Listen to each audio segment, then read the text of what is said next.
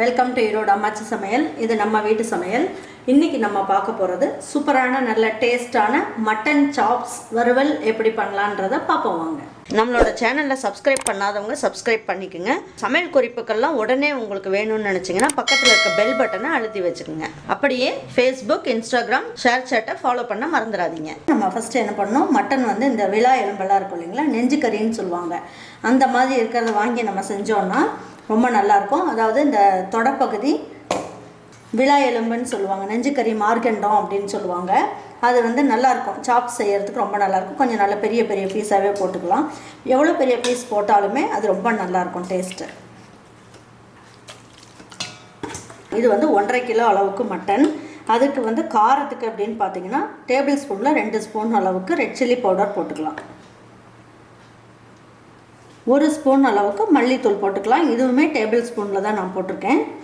இது வந்து கரம் மசால் பொடி, இது ஒரு 1/4 ஸ்பூன் அளவுக்கு போட்டுக்கலாம். நம்ம தாளிக்கிறதுக்கெலாம் வேறு எதுவும் போடணும்னு அவசியம் இல்லை.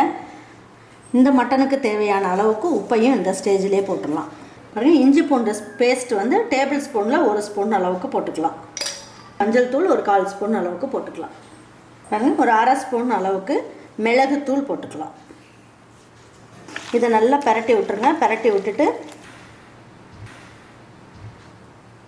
குழிக்கரண்டியில் 2 கரண்டி அளவுக்கு தயிர் சேர்த்துக்கலாம்.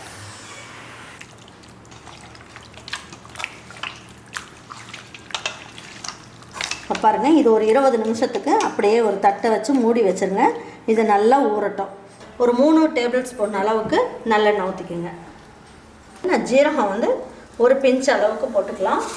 இதுலேயே ஒரு 10 மிளகு, முழு மிளகு போட்டுக்குவோம். பட்டை ஒரு பீஸ் அளவுக்கு போட்டுக்குவோம். பாருங்கள், இதில் வந்து 2 இனுக்கு கருவேப்பிலை எடுத்து வச்சுருக்கேன். இது 100 கிராம் அளவுக்கு சின்ன வெங்காயம் போட்டுக்கலாம். வதக்கும் போது கொஞ்சமாக மஞ்சள் தூள் போட்டுக்கலாம். இப்போ இந்த வெங்காயத்துக்கெல்லாம் தகுந்த அளவுக்கு கொஞ்சமாக உப்பு போட்டுக்கலாம்.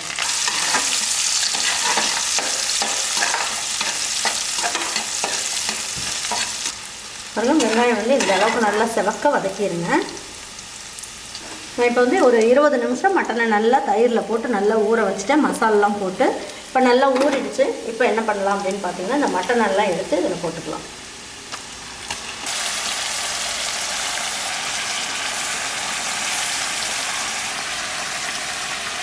இந்த மசாலையுமே இதுலேயே அப்படியே ஊற்றிடுங்க.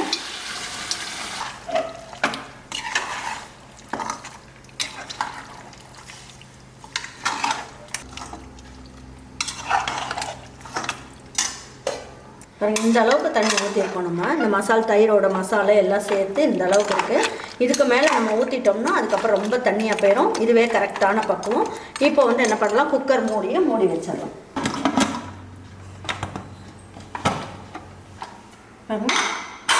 இப்போ நம்ம என்ன பண்ணுவோம், ஒரு 8லேருந்து 10 விசில் வைங்க. நல்லா மட்டன் நல்லா சாஃப்டாக வெந்து அதில் இருக்க கொழுப்பெல்லாம் கரைஞ்சி நல்லாயிருக்கும். அது எப்படி இருக்குன்னு அப்புறம் பார்க்கலாம். பாருங்கள், இப்போ எடுத்து பார்க்கலாம். ஸ்டீம்லாம் போயிடுச்சு.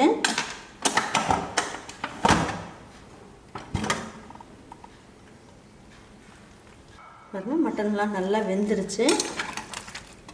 நம்ம ஊற்றின தண்ணியும் பாருங்கள் கரெக்டாக இருக்குது. மட்டனும் நல்லா வெந்து வந்திருக்கு. இப்போ இந்த ஸ்டேஜில் என்ன பண்ணலாம் அப்படின்னு பார்த்தீங்கன்னா, ஸ்டவ்வை வந்து ஆன் பண்ணிடுங்க. இப்போ நான் இதில் என்ன பண்ணியிருக்கேன், ஒரு 10 முந்திரி பருப்பு அரைச்சி வச்சுருக்கேன். வேறு எதுவுமே போடலை, வெறும் முந்திரி பருப்பு மட்டும்தான். இந்த பேஸ்ட்டு இதில் ஊற்றிடலாம். தண்ணி ஊற்றி அரைச்சிக்கோங்க.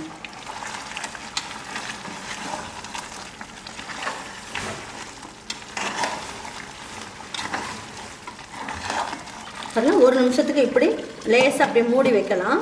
மூடி வச்சு 1 நிமிஷத்துக்கு ஸ்லோ ஃப்ளேமில் வைங்க. நல்லா எண்ணெயெல்லாம் கசிஞ்சு வரும். வந்ததுக்கப்புறம் எப்படி இருக்குதுன்னு பார்ப்போம். பாருங்கள், இப்போ எடுத்து பார்க்கலாம் எப்படி இருக்குது சாப்ஸுன்ட்டு.